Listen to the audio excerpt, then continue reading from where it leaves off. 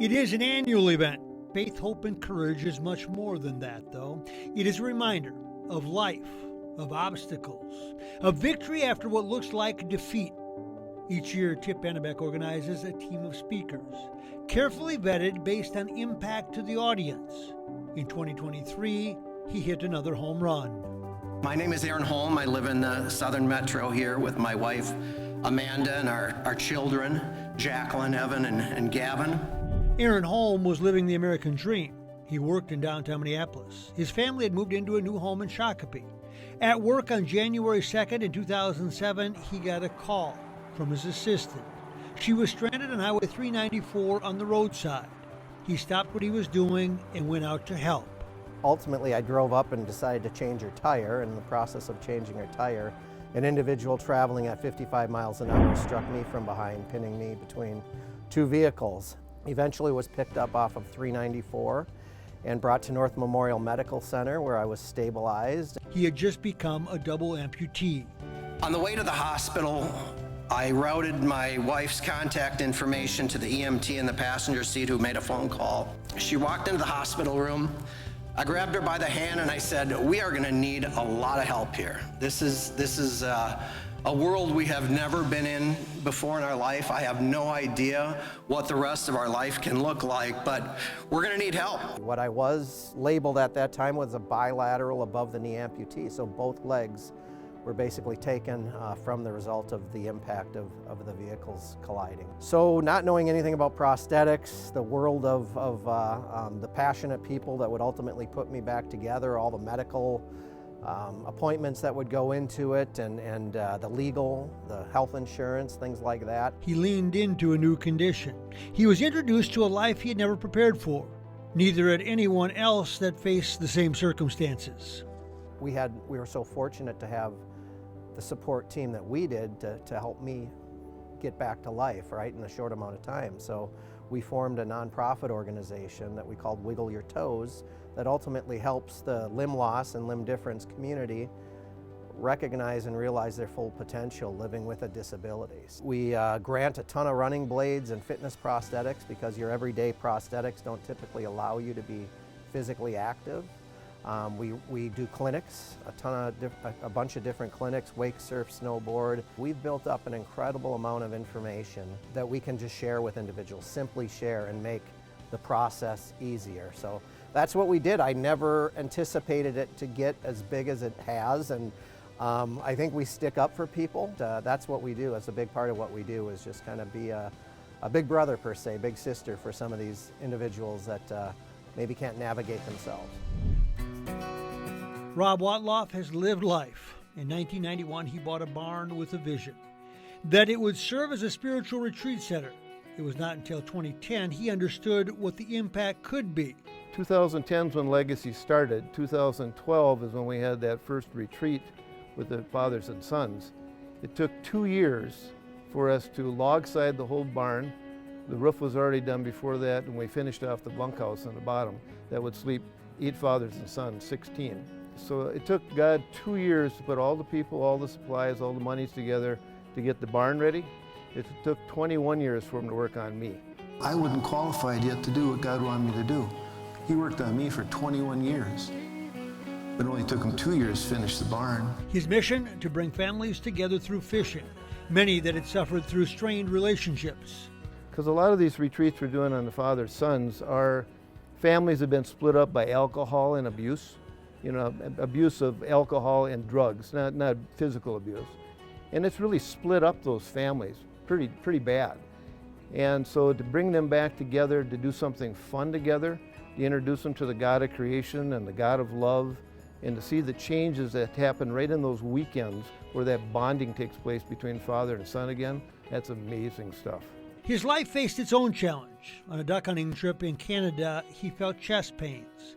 Chest pains that would manifest as a massive heart attack and forced him to take inventory of his life during a long, uncertain ambulance ride. While in that ambulance, I felt really completely at peace because I knew I was the Lord's, because I had surrendered the year before. And I wasn't afraid to die, but I did ask the Lord in that ambulance, why am I still alive? I wanted to know that question. Because they told me I may not make it to the to the hospital because my heart attack had been that severe. Legacy fishing retreats started small, but today we do over 16 retreats in a year, run a 220-person banquet, 485-person picnic for Teen Challenge, 3 Bible studies a week. We touched the lives of 1,160-some people last year. I want to read a poem that my mom wrote. Look to today, for it is life, the very life of life in Christ. Look to today in faith to know His joy and His peace and His love to show. Look to today in hope to find freedom in Him and love for mankind. Look to this day for what you can give. Look to this day to Jesus with courage and live. He is alive and he is passionate because of what he believes. I love doing it. I tell everybody it's the best job I've ever had and the best boss I've ever had, and I used to work for myself, so. Dan Fagan understands because his story is somewhat similar. One day, he's grilling on his deck. Started up the grill and I sat down, and all of a sudden I had this real sharp pain that started in my chest and just kind of gripped me, and I felt it kind of tear through my body. It started in my chest and it went down to my back. At first I thought my back was just going out like any other time. It put me to my knees. I'm kind of rolling around on the floor. And he and his wife went to the emergency room, and it was there they understood the magnitude of the moment and his life's change. And it is starting to get a little bit worse. And all of a sudden they're like, we need to get a better look at this. So I needed to do a CT scan, and they, in order to do that, they gave me fentanyl because I was in pain. The minute they got me under, they had a look inside and they saw it right away. And within 2 hours, I was having open heart surgery. Now, steering a life-threatening situation, he turned to his wife. I said, yeah. Just said to my wife, God's got this. And he did. I'm gonna not get too, don't worry, I'm not stripping up here. But that's what happened to me, and God basically says, I'm cutting you in half, and I'm walking through you, and I'm sealing it up, and you're all mine. And it was a beautiful promise that God made. When I was 33 years old, I gave my life to Christ. I was saved, but I wasn't fully surrendered. And this was a complete full surrender, Mike. We're not in control. We have a God who loves us. We have a God who cares for us.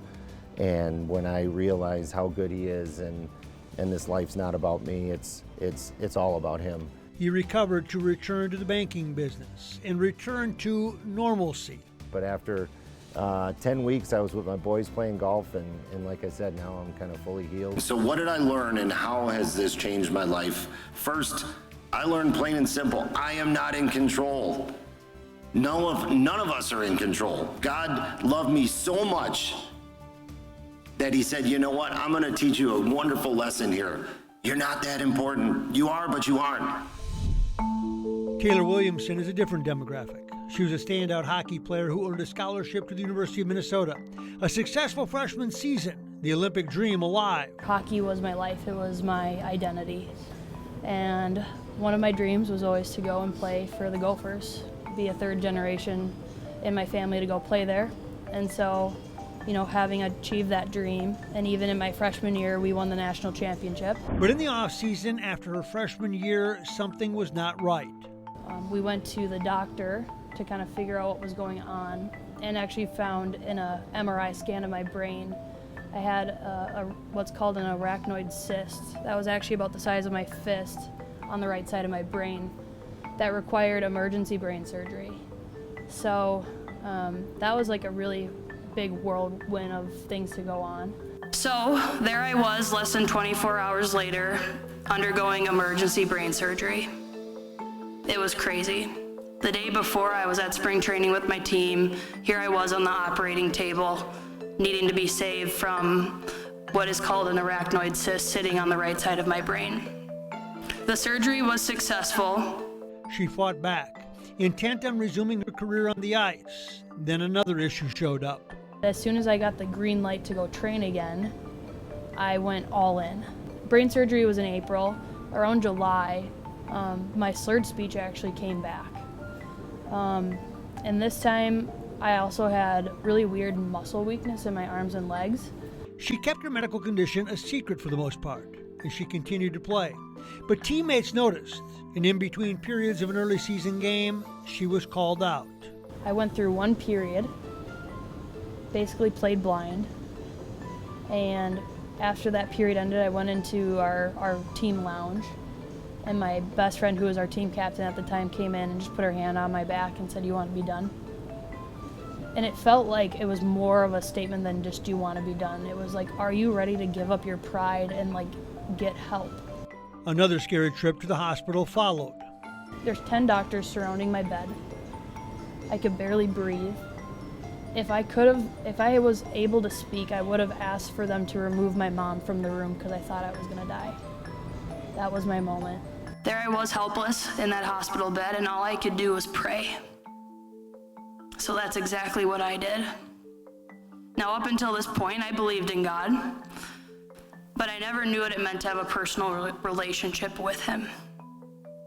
So there I laid, and I just said, "God, if you are who people say you are, will you please just give these doctors an answer to what is killing me inside?" One member of the medical team believed he knew what the real issue was, and she insisted on getting tested for a rare neuromuscular condition. She had clarity. And I instantly gave my life to Jesus. He had opened my heart, my eyes to the gospel of what it truly means.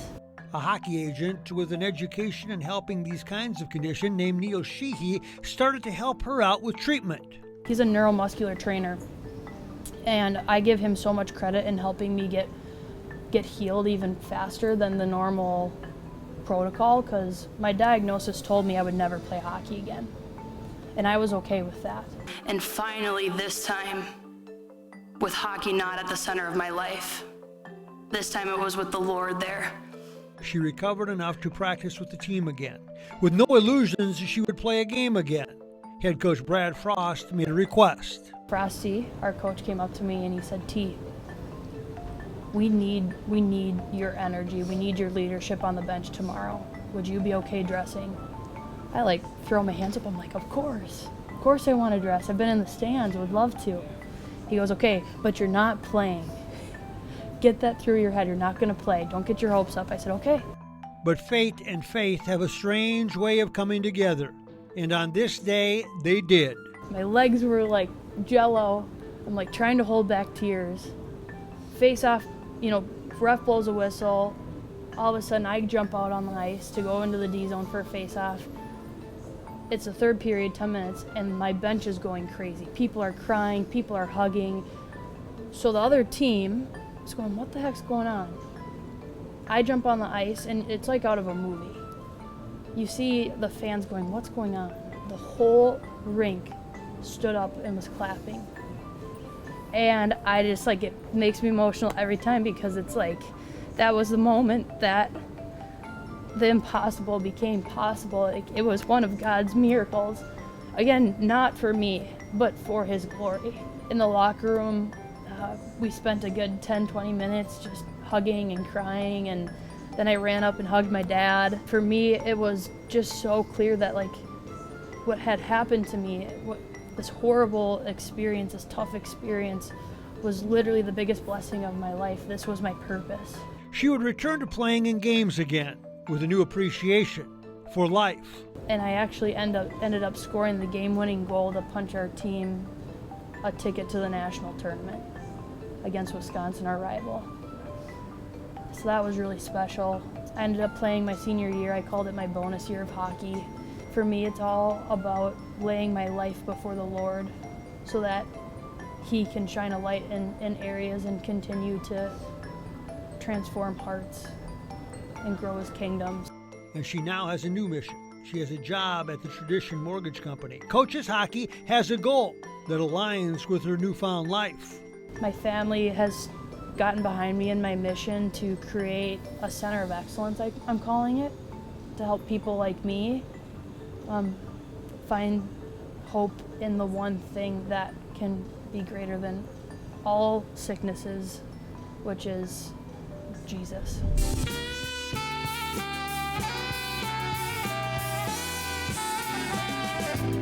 With a background in the military and music, Johnny Holliday loves both.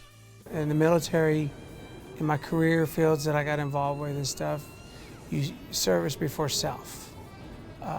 But I noticed that a lot of people have a struggle in life, either you're transitioning from the military to civilian, or you're doing your career, or part-time military and civilian. If you don't have a purpose, you have no motivation. If you have no motivation, your life becomes stagnant.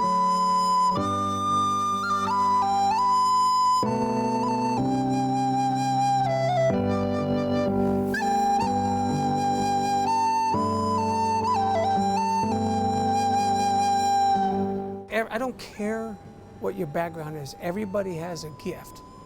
Everybody. It doesn't mean you have to be a rock star. It doesn't mean you have to be an IT genius. It doesn't mean you have to be a special agent or military. Everybody has a gift. Now, what you do with that gift, what's the purpose of you using that tool? If you do it with the purpose to encourage others, motivate others, and inspire others, and giving God the glory to do those things, you'll go places you didn't even think you would be. And if you don't humble yourself in life and come to the knowledge that you know you need help, you're always going to be at the bottom of the pit. And when you're tired, that's when you're going to start fighting. But it can't be just about yourself. This incident can be about that testimony to encourage others. Because in his world, selfish is replaced with selfless.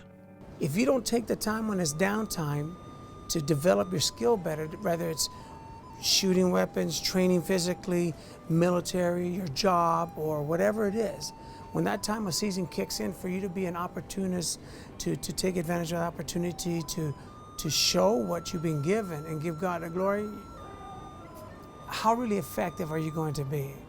And now ego gets involved, and so does pride, because your feelings are hurt, and you're like, man, this was not fair. No, you were not fair to yourself. When all is said